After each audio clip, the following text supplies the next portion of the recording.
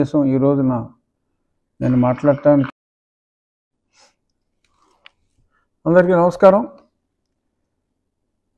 ఈ ముఖ్య ఉద్దేశం ఈ రోజున నేను మాట్లాడటానికి ముఖ్య ఉద్దేశం పివి సునీల్ కుమార్ గారు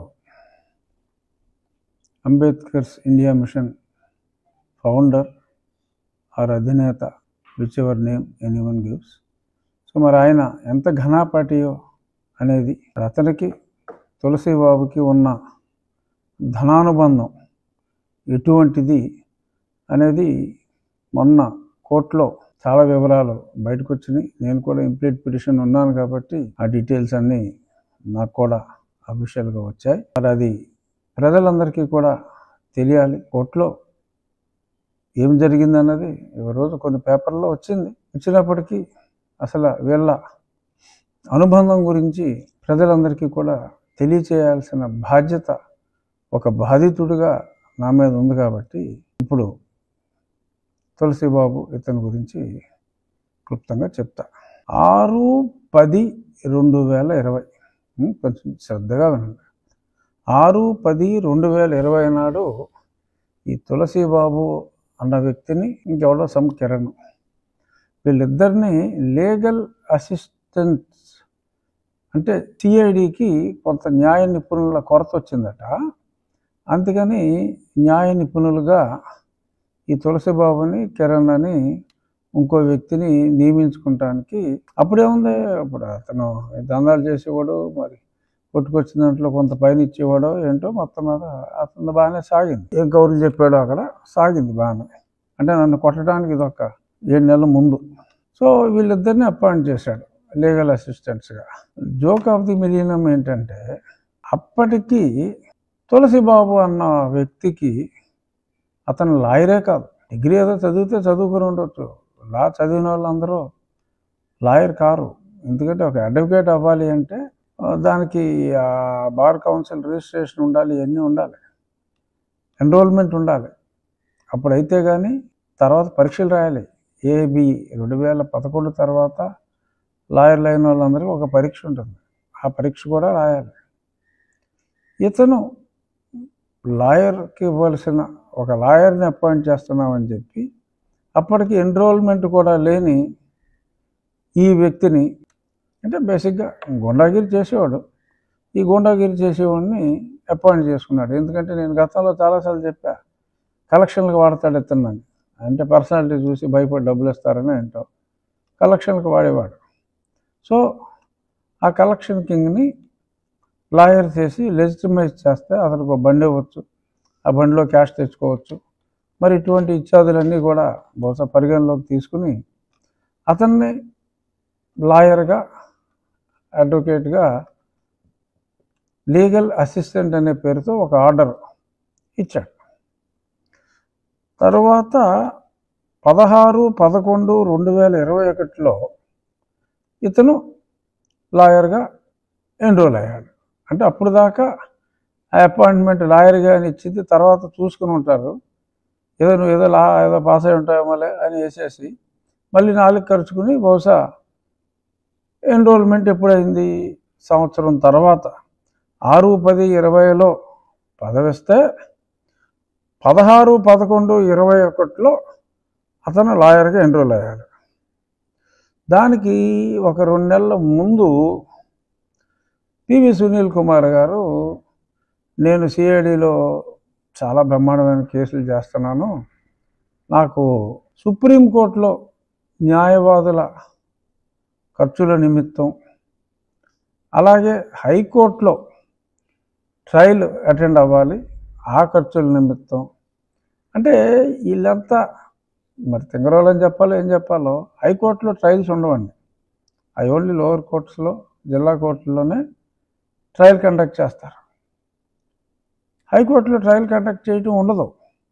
సో హైకోర్టులో ట్రయల్ కండక్ట్ చేయటానికి, ట్రయలే లేని హైకోర్టులో ట్రయల్ కండక్ట్ చేయటానికి అప్పటికి లాయరే కానీ ఈ తులసిని సునీల్ కుమార్ అపాయింట్ చేయడం జరిగింది. తర్వాత ఈ ఎన్రోల్మెంట్ బార్ కౌన్సిల్లో ఎన్రోల్ అయినంత మాత్రాన ఏఐబిఈ పరీక్ష రాయాలి. అది అప్పటికి ఇంకా రాయాల. ఆ తర్వాత ఎప్పుడో 2023 మేలో అతను పాస్ అయ్యాడు. ఈ ₹1,00,00,000 బడ్జెట్ అడిగిందే తడవగా మరి అతనికి జగన్ రెడ్డి ప్రభుత్వంలో శాంక్షన్ అయిపోయింది. ఏం చేశాడు? సుప్రీంకోర్టులో అసలు ఎప్పుడు గౌనే వేసుకోవాలా, కోర్టుకి వెళ్ళిన పాపాన పోలా. సో సుప్రీంకోర్టుకి ఇచ్చింది లేదు, వెళ్ళింది లేదు. తులసి బాబుకి ఫిబ్రవరి 2022లో ఒక 12 కేసుల నిమిత్తం ఇతను అందించిన అద్భుతమైన సహకారానికి, ఎందుకంటే అసలు లాయర్ ఏం కాదు, ఎప్పుడు కోర్టుకు వెళ్ళలేదు, ఏమీ లేదు, ఏం సహకారం అందించాడని చెప్పి ఇతనికి ఒక 48 లక్షలు, అంటే 12 కేసుల్లో కేసుకి 4 లక్షలు చొప్పున, అందులో నా కేసు ఒకటి, 7వ నెంబరు 8వ నెంబరు రఘురామకృష్ణరాజు అది రాజద్రోహం కేసు అనేది కూడా ఒకటి. ఈ కేసుల్లో వీడు సహకరించాడట అతడికి. ఆ సహకారానికి గాను మరి పెద్దలు జగన్మోహన్ రెడ్డి గారు మరి హోంశాఖను ఆదేశించి ₹1,00,00,000 బడ్జెట్ ఇస్తే 48 లక్షలు ఈ క్యాండిడేట్కి ఇచ్చాడు, ఒకే రోజు ఇచ్చేశాడు. ఏంటి మరి ఇంతకంటే నీచాతి నీచమైన బ్లేటెంట్ ఓపెన్ కరప్షన్ ఇంకోటి ఉంటుందా? అంటే తనదైన వాడికి, తన మనిషికి, అప్పటికి లాయరే కాని వాడికి లాయర్గా ఉద్యోగం ఇచ్చి, పెద్ద పెద్ద సీనియర్లు వచ్చేస్తారండి ఇచ్చి డబ్బుకి, కోర్టుకు రాలా, చేసిందల్లా ఇల్లీగల్. ఏంట్రా బాబా మిగిలిన కేసులు అంటే ఏదో అగ్రిగోల్డ్ తెలుసు కదా, లాస్ట్ టైం చెప్పా అగ్రిగోల్డ్ ఎలా లూట్ చేశారు, వీళ్ళందరూ ఆ ఎర్రచందనం ఎలా కొట్టేశారు, ఈ సునీల్ కుమార్ ఈ బ్యాచ్, ఇదంతా కూడా గతంలో నేను ఎన్నోసార్లు చెప్పా, అది రిపీట్ చేయక్కర్లా. కానీ ఇందులో చాలా స్పష్టంగా ఆ అగ్రిగోల్డ్లో ఇంకోటి ఏదో అభయ గోల్డ్ అని ఇంకేదో ఉంది, ఇలాగా కొన్నిటిల్లో అక్రమంగా కేసులు పెట్టేసి మరి అందులో ఈ సహకారానికి, ఈ తులసి సహకారానికి మరి రుణం ఉంచుకోకూడదని మరి ఇతను ఇవ్వటం ఇష్టం లేక మరి తెచ్చుకున్న డబ్బుల్లో మరి ఏమన్నా ఇచ్చేది లేదు తెలియదు. కానీ ప్రభుత్వం సొమ్ము మటుకు, ప్రభుత్వ సొమ్ము అంటే మన సొమ్ము, ప్రజల సొమ్ము, ఆయన 48 లక్షల రూపాయలు ఒకే రోజు ప్రముఖ న్యాయవాది, సీనియర్ న్యాయవాది అయిన గుడివాడ దందాకోర్ తులసి బాబుకి సునీల్ కుమార్ ఇవ్వటం జరిగింది. This is there on record. నిన్న కోర్టులో మరి ప్రభుత్వం తరపున ఇతను తులసిబాబు బెయిల్ అడిగినప్పుడు ప్రభుత్వం తరపున వాదించిన సీనియర్ న్యాయవాది శ్రీ పోసాని వెంకటేశ్వర్లు గారు కోర్టుకి సబ్మిట్ చేయటం జరిగింది ఈ వివరాలన్నీ. మరి ఇటువంటి ఇన్ఫర్మేషన్ అంతా ఎవరు అఫీషియల్గా తెచ్చుకున్న ఇన్ఫర్మేషన్ సిఐడి ఆఫీసులో ఉంది. మరి అతను లాయర్ కాదని తెలుసు అప్పటికి, మరి ఇంత క్లియర్గా వివరాలన్నీ ఉన్నాయి. మరి కోర్టులోనే జరిగింది. మరి ఇప్పుడైనా సునీల్ కుమార్ మీద బాగా జీతం ఇచ్చి పెంచుతున్నారు.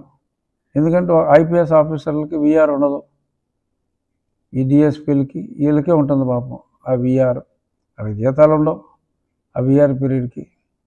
మరి ఇతనికేమో సుష్టిగా జీతాలు ఇస్తున్నారు. ఆఫీస్కి వచ్చి సంతకం పెట్టమంటే పెడతలేదు, ఎందుకు పెడతలేదు అంటే అడగరు. మరి ప్రభుత్వం వాళ్ళ కొత్త అల్లుని పోషించినట్టు మరి ఇతను పోషిస్తున్నారు, పని చేయకుండా జీతం ఇస్తున్నారు. అతను హైదరాబాద్లో కుదిరితే అలా అమెరికా, అలా వయా దుబాయ్ వెళ్ళి గోల్ఫ్ ఆడుకుంటున్నాడు. జీతం మటుకు ప్రభుత్వం ఇస్తుంది. సంతకం పెడతానికి ఆఫీస్కి వచ్చి రారా అక్కడే కూర్చోరా అంటే కూర్చోడు. ఏదన్నా అంటే మరి బెదిరింపులు అనుకుంటా. అంబేద్కర్స్ ఇండియా మిషన్ మీటింగులు, మన ఒంగోలులో మీటింగు, ఏం మాట్లాడామంటే ప్రభుత్వం సుప్రీంకోర్టు ఇచ్చిన తీర్పుకి వ్యతిరేకం అంటే 5 జడ్జిలు ఒక జడ్జు ఆ మనసుకు నచ్చినట్టుగా మాట్లాడారు. ఆ విషయం గురించి నేను మాట్లాడుతున్నాను. అసలు మీటింగ్ పెడతానికి హక్కు లేదమ్మా, ఎవడో పిలిస్తే వెళ్ళటానికి. నువ్వు స్థాపించిన సంస్థ ఆర్గనైజ్ చేసిన మీటింగు, మరి అంత ఓపెన్గా బ్లేటెంట్గా మాట్లాడాడు. అయినా నో యాక్షన్, అడ్డంగా దొరికాడు. ఇదే కాదు, దానికి ముందు కూడా ఒక 75 లక్షలు అకౌంట్ ఓపెన్ చేసి కొట్టాడు. డీటెయిల్స్ అన్నీ ఇచ్చాం. మరి ఇన్వెస్టిగేషన్ మొదలైందని నిన్న ఆంధ్రజ్యోతిలో చూసా. నేనే ఇచ్చాను కంప్లైంట్. ఇప్పుడు ఇది కూడా ఏదైతే కోర్టులో ప్రజెంట్ చేశారో అన్ని వివరాలతో దీని మీద కూడా నేను ఏసీబీకి కంప్లైంట్ ఇస్తాను. దీని మీద విచారణ చేయండి అని. చూద్దాం విచారణ ఎంతకాలం కొనసాగుతుందో. ఇక్కడ ఇంకో హైలైట్ ఏంటంటే, ఒక బెదిరింపు అనేది ఒకటి నేర్చేసుకున్నారు వీళ్ళు, అంబేద్కర్స్ ఇండియా మిషన్ వాళ్ళు. తైక్వాండో శ్రీను అని ఈ ఆర్గనైజేషన్కి వైస్ ప్రెసిడెంట్, ఎక్కడో విజయనగరం, శ్రీకాకుళం ఆ ఏరియా. అతను ఓపెన్గా స్టేట్మెంట్ ఇచ్చాడు. నేను హిందూ పేపర్లో చదివా కొద్ది నెలల క్రితం. పివి సునీల్ కుమార్ని హెరాస్ చేసేస్తున్నారు ఈ కొత్తగా వచ్చిన ఈ కూటమి ప్రభుత్వం అని హెచ్చరించాడు. మా ఎస్సీలందరూ తిరగబడితే ప్రభుత్వాన్ని కూల్చేస్తామన్నట్టుగా మాట్లాడాడు తాయక్వాండో శ్రీను. మరి కొందరు అంటున్నారు ఆ ప్రాంతంలో ఉన్న కూటమి నాయకులు కొందరితో ఆ తాయక్వాండో శ్రీనుకి సన్నిహిత సంబంధాలు ఉన్నాయని కూడా. అది నిజమో కాదో నాకు తెలియదు, కావచ్చు కాకపోవచ్చు. బట్ ఓపెన్గా తాయక్వాండో శ్రీనుతో సునీల్ కుమార్ బెదిరింప చేశాడు. స్టేట్మెంట్స్ ఆర్ దేర్, విజువల్స్ ఉన్నాయి, పేపర్ ఐటమ్స్ ఉన్నాయి, హిందూ పేపర్లో వచ్చింది. ఎందుకంటే ఇంత అవినీతి అధికారి మీద చర్యలు తీసుకుంటే మరి అతను సామాజిక వర్గం చూసి వదిలేయాలట. ఆయన నీతిపరుడట, గొప్ప ఆఫీసర్ అట. సో ఈ రకంగా ఓపెన్గా బెదిరింపులకు కూడా వాళ్ళు పాల్పడుతున్నారు. మరి ప్రజలు అపోహపడతారు, ఎందుకంటే ఆ బెదిరింపులు ఓపెన్గా చేస్తున్నారు. నేను చాలా స్పష్టంగా అతని పాత్ర ఉంది. నిన్న కోర్టులో ఆ తులసిబాబు తరపున వాదించడానికి వచ్చిన వ్యక్తి కూడా అసలు ఇప్పుడు దాకా సునీల్ కుమార్ని, సీతారామాంజనేయుల్ని పిలిచి మాట్లాడకుండా ఇదేంటండి అన్నట్టుగా కూడా మాట్లాడాడు. ఎవరు సీనియర్ లాయర్ గారు అంటే ఇతని తరపున. ఇతను తప్పు చేసిందంతా ఇతను.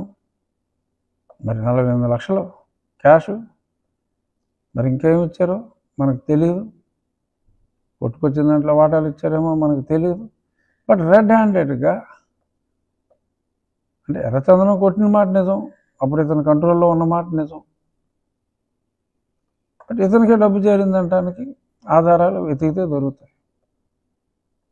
బట్ ఆ 9 టెక్నాలజీస్ పేరు మీద ఓపెన్ చేసిన అకౌంట్, అది కూడా ఈ తులసిబాబు, ఈ సునీల్ కుమార్ గ్యాంగ్.